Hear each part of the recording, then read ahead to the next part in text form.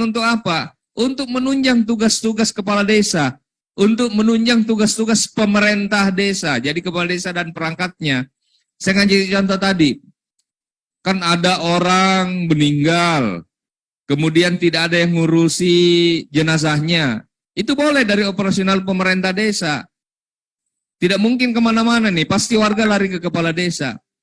Ada kelompok masyarakat di bidang seni olahraga yang butuh diapresiasi karena lomba-lomba.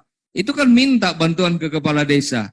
Daripada ini pakai uang pribadi kepala desa, nanti kan Pak Kades berantam dengan Ibu Kades kalau ini memakai uang dari kantongnya. Kita siapkanlah 3% ini yang bisa dipakai untuk menunjang tugas-tugas pemerintah desa.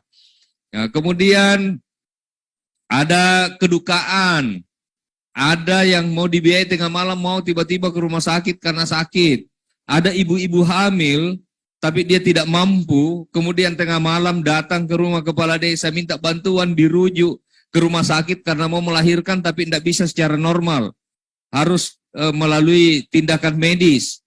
Untuk biaya operasionalnya ke sana, perjalanan dari desa yang jauh, yang terpencil mungkin, kemudian ke layanan kesehatan level kabupaten, itu kan butuh biaya operasional. Itulah yang dipakai oleh operasional pemerintah desa. Jadi tidak bisa dikatakan juga bahwa itu dananya bisa dipakai untuk masyarakat, untuk ini kan sama aja. Akhirnya kepala desa tidak ada daya untuk menunjang operasional dalam tugas-tugas pelaksanaan pemerintahan yang ada di desa. Untuk operasional pemerintah desa, mungkin ini yang banyak ditunggu-tunggu. Apa? Jadi saya ingin menyampaikan bahwa operasional pemerintah desa ini adalah bukan honor kepala desa. Ini yang harus ditahu dulu. Operasional pemerintah desa ini bukan honor, tetapi dia bentuknya operasional yang menunjang tugas-tugas kepala desa. Jadi boleh dipakai untuk biaya koordinasi.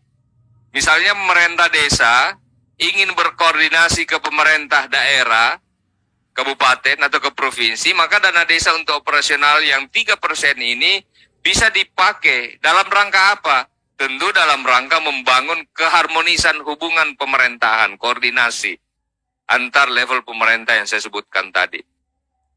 Yang kedua, operasional 3% ini juga bisa dipakai untuk biaya penanggulangan kerawanan sosial masyarakat.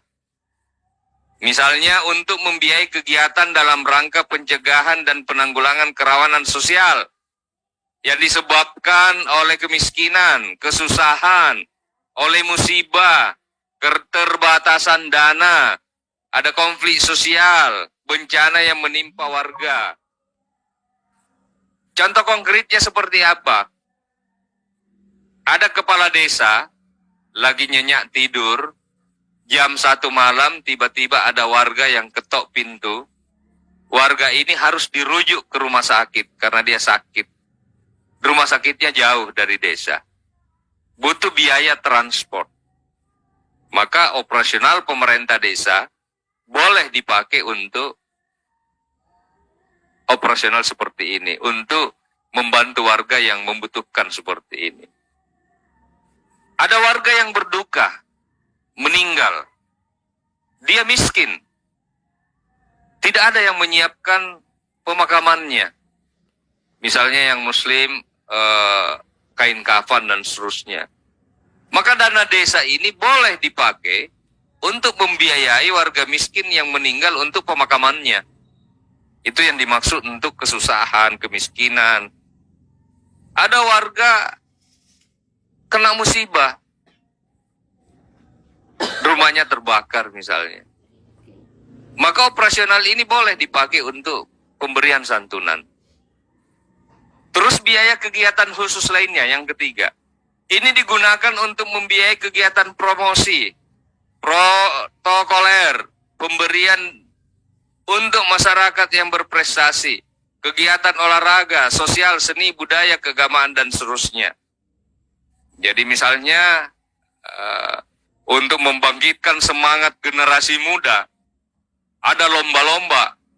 Boleh dari operasional pemerintah ini dipakai membeli untuk hadiah bagi lomba di bidang olahraga ataupun seni, untuk membangkitkan kreativitas anak-anak muda kita yang ada di desa. Begitupun halnya kegiatan-kegiatan keagamaan bisa disupport.